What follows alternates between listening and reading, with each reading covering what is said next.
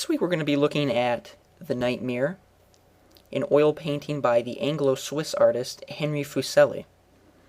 And Fuseli painted The Nightmare in 1781.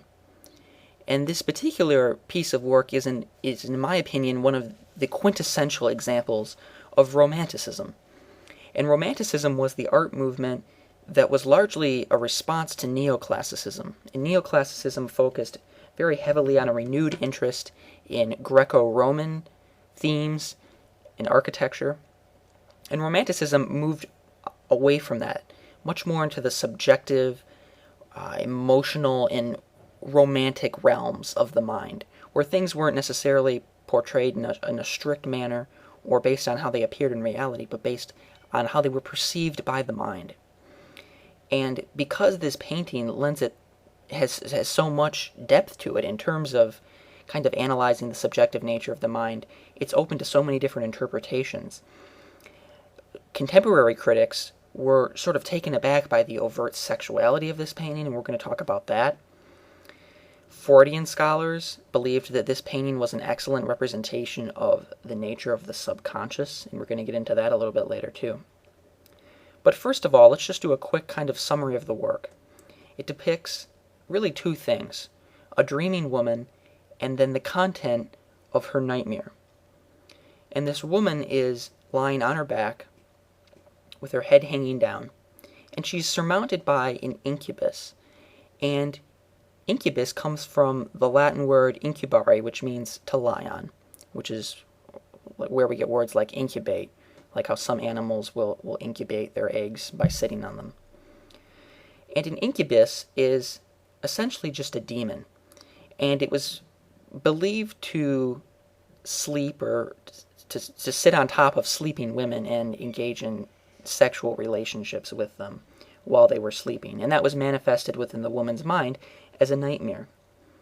So the woman in this painting seems lifeless, and like I said, she's lying on her back, which was considered to encourage nightmares if you slept on your back. But what I really want to focus on with the woman is the kind of brilliant brightness of her skin and of the cloak that she's wearing. Everything is very bright white, and that coloration is set off starkly against the much darker red, yellow, and ochres of this background.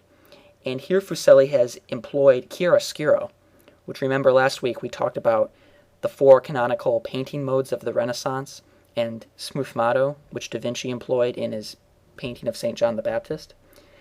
Chiaroscuro is essentially the opposite of sfumato. And just as a quick review, sfumato is kind of like a low contrast effect between light and dark, whereas chiaroscuro creates very strong contrasts between light and shade.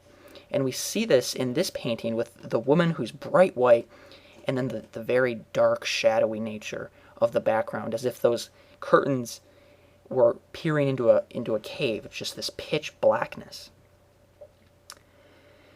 Anyway, continuing our summary of the work, the room in which this woman is sleeping would have been considered fashionable for the time.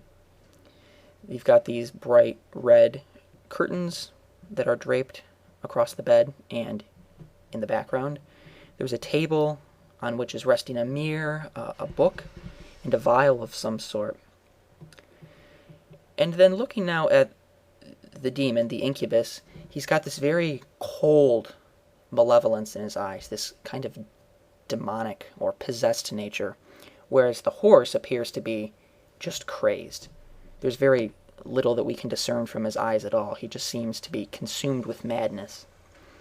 And the horse's presence in the painting has been viewed by a lot of art scholars as sort of a visual pun on the word nightmare, mare as in like a horse. And it's also a reference, the horse, to Germanic folklore, which, similar to with the incubus, was this idea that demons and witches possessed people who slept alone. And it was thought that a witch or a horse spirit, in a sense, would be what possessed people while they slept and produced nightmares. And between the horse and the incubus, there's a very Gothic nature to this painting, and Romanticism really dwelled on this kind of reintroduction of Gothic themes into painting, and also even literature and music. And whereas Neoclassicism was much more concerned with the tradition of Greece and Rome and the architecture that characterized that time period, Romanticism was very much into Gothic architecture and how that could be manifested in paintings and in literature and music. And there's actually several references, kind of implicit references to this painting in different dark pieces of literature. The Fall of the House of Usher by Edgar Allan Poe has a kind of a brief indirect reference to this painting, as does actually Frankenstein by Mary Shelley. And if you want to know more about specifically what I'm talking about, just leave a comment and I'll go in more depth. But anyway, I want to move on now to talk about... Well, actually, before we get into the inspiration for this painting, I should mention that the etymology of the word nightmare doesn't have anything to do with horses. That was just, like I said, kind of a play on words.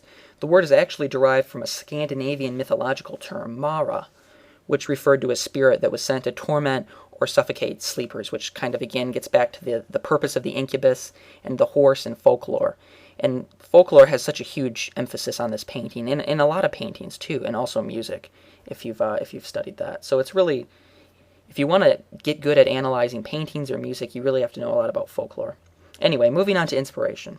Before Fuseli painted The Nightmare, he had fallen passionately in love with a woman named Anna Landholt, and he met Anna in Zurich. He was traveling from Rome to London, but Anna's mother didn't approve of the relationship, and she herself really didn't return Fuseli's affections, and she ended up marrying a family friend soon after. So it didn't work out, but Fuseli was deeply impacted by this experience, and many art historians believe that this painting was very personal to Fuseli and represents a personal portrait of the erotic aspects of lost love.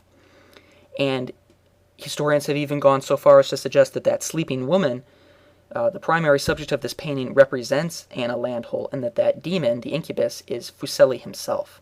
So that's one possible interpretation. Another thing, though, that I want to get into now is viewing this painting through a Freudian lens. And this has been considered one of the best examples of sublimated sexual instincts kind of written or painted into art. And different related interpretations of this painting view the incubus as a dream symbol of the male libido, which is one possible interpretation.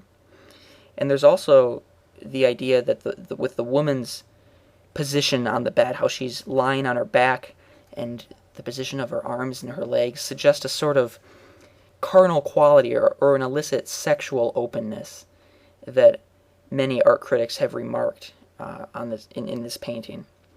And I think that's a plausible interpretation.